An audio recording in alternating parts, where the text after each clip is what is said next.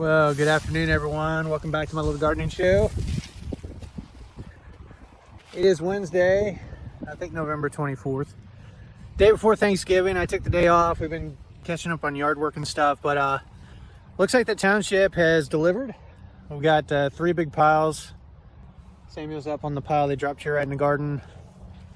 And then over here, we've got 2 more big piles that they dropped. Let's change the camera angle. So there's the other 2 piles, and they're as tall as Samuel, probably 5.5 foot. They're pretty tall, but we got some pitchforks and we're just kind of working it. Dad had the area staked out where he kind of was hoping they would drop them, but when they were collecting them, there was quite a bit of rain and the ground was really soft, so they just dropped them at the entrance and then at the north end of the garden here. So it's going to take us a little while to get all this spread out over the garden, but the plan is to get all the growing areas covered in at least about 1 foot of leaves. Last year we had enough to do that, and it really helped out, kept the weeds down for the majority of well into the growing season. So we'll see, we got our work cut out for us. It's also a good time to make some repairs on the trellises and the fences. You know, we used zip ties. Let me zoom in on that real quick, but we use zip ties to secure most of the structures and everything, and they work out pretty well, but over time they wear out. Like this one's wore out and popped, so we got to replace that. Gotta get go in and mend some fences. Our metal line that's down here that supports the tomatoes when we're stringing them up, I've got to tighten that and then remove some of the twine there. If you notice, the ground here, I mean, we had leaf mulch that pretty well covered this area for a while, and it's pretty well broken down into a nice compost. So we'll see what we can get done here.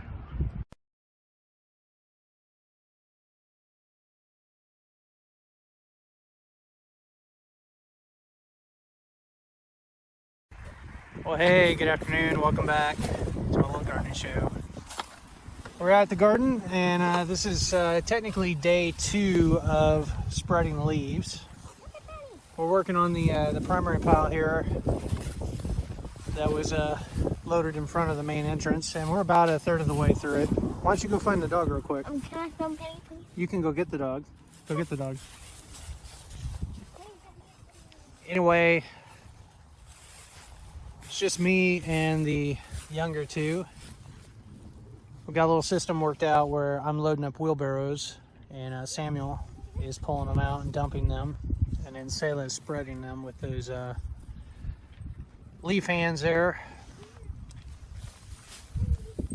But there's no really easy way about it. It's basically just manual labor, and it's using pitchforks to punch into the pile, because now it's starting to it's packed together pretty tight, so you kind of have to put your foot on there and stab into it, crank it out, and then pull out a load. We got the dog with us. She's having a good time. Yep. Go running. But as we started tearing into this pile, you can see steam coming out. What? You want to dig in there and we'll show them the steam?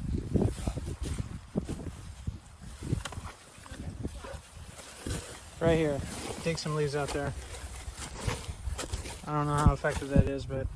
Hold on, let me use your rake.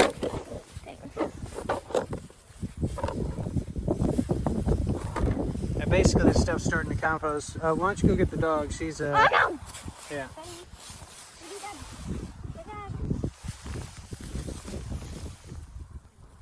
don't know if you can see there or not. I think there's a faint...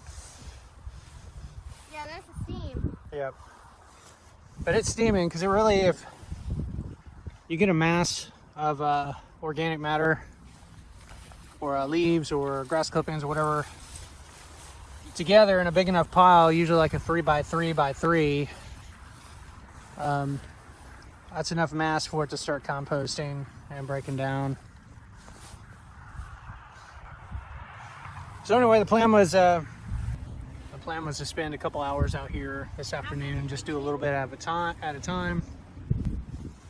and then keep working away. We still got quite a bit to do. Once this pile is spread out, we've got all this over here.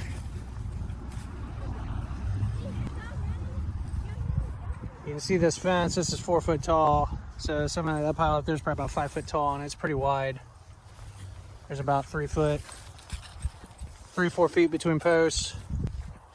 Kind of gives you the scale of what we're looking at here.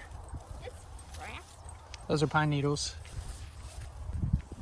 So we'll get this area spread, and then we'll be wheeling stuff into the main garden here, and then we've got the south end, which is my sister's, which I think she's gonna let me plant this coming season.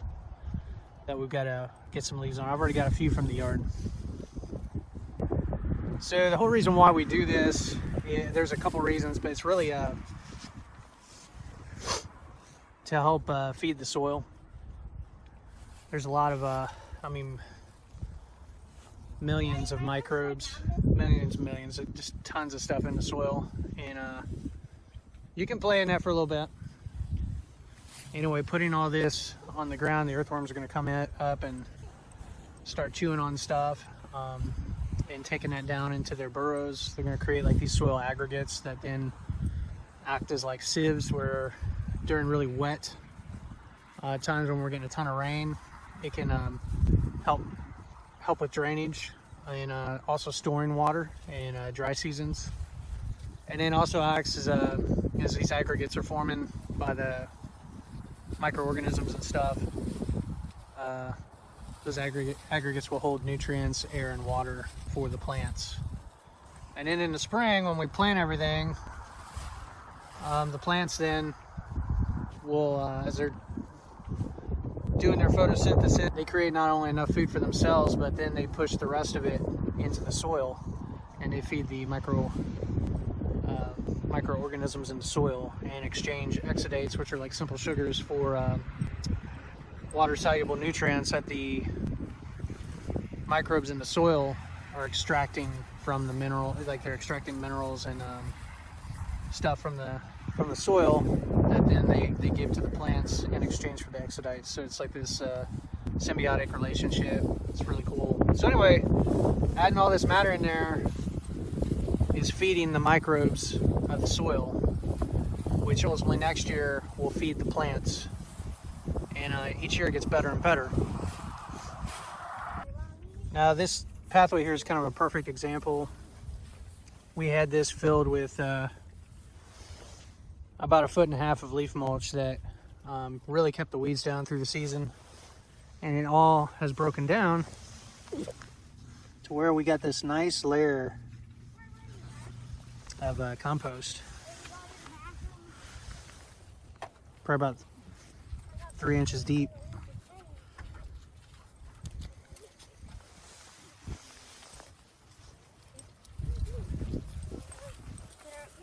It's kind of like the soil is like a big battery, and as we're adding stuff, we're charging it, and then we're going to pull or draw from that during the spring and summer as we grow all our stuff.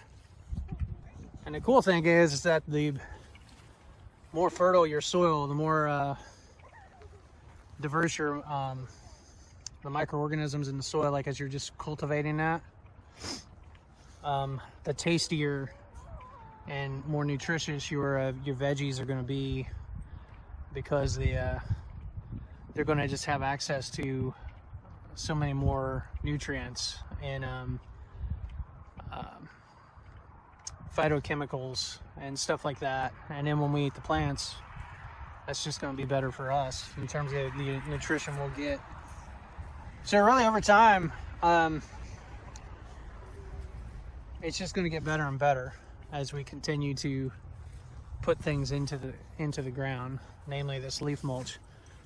These leaves, one thing I really like about the leaves, you think about it, trees, you know, they're putting their roots down like, I don't know, 15, 20, 30 foot. drawing all kinds of nutrients. And then the way that it's set up, the way the Lord set it up is like in the fall, you know, they drop on their leaves, which then would break down and basically recycle those nutrients for the tree. We're taking that and putting it in the garden to where all of that stuff that's in the leaves will break down. There's some other benefits other than just soil health and like feeding the microorganisms. It protects the microorganisms because we effectively are putting a blanket on the ground. We're covering the soil. We're protecting it again. We're insulating it against ultraviolet rays of the sun, protecting it from erosion, protecting the microorganisms. We're suppressing weeds. Yeah, I had very little weeds until about end of July, beginning of August, when I started having to maintain it a little bit more. Other than that, pretty much kept the weeds down all season long. We don't till a whole lot. Basically, once the leaf mulch is down, we'll stake out our beds in the spring, which I'll try to make some videos, Lord willing, this spring on that process. I actually have some older videos you can go back and look at, but we stake out the garden and then we rake back the leaf mulch and then run the tiller about 2 inches deep. Not very deep at all, just enough to get a nice, loosen things up to plant in like our row crops like green beans and stuff like that.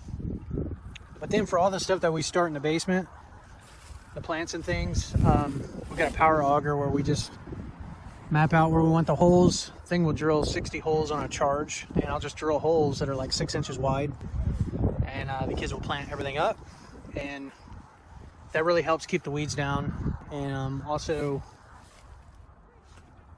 you know, goes along the logic of not disturbing the soil as little as possible, so that the structure and aggregates and the microorganisms, all that stuff stays intact. So we have pretty cool stuff. It's normally around Thanksgiving time that we get all these leaves in, and then we work on it for about 2 months, getting it all spread out. And then usually start some plants, you know, in February, March.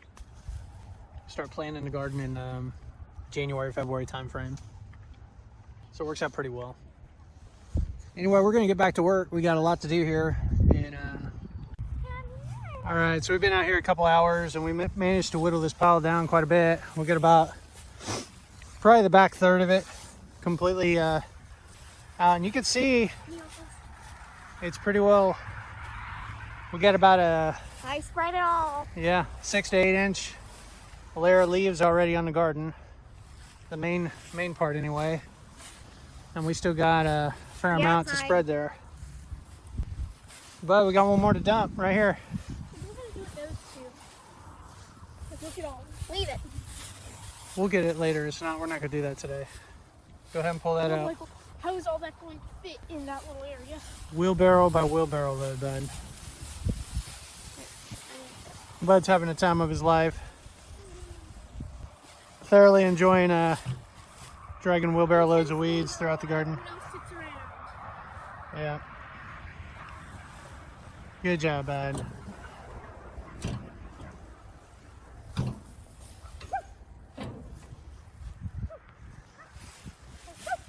All right, we're gonna head out. Until next time.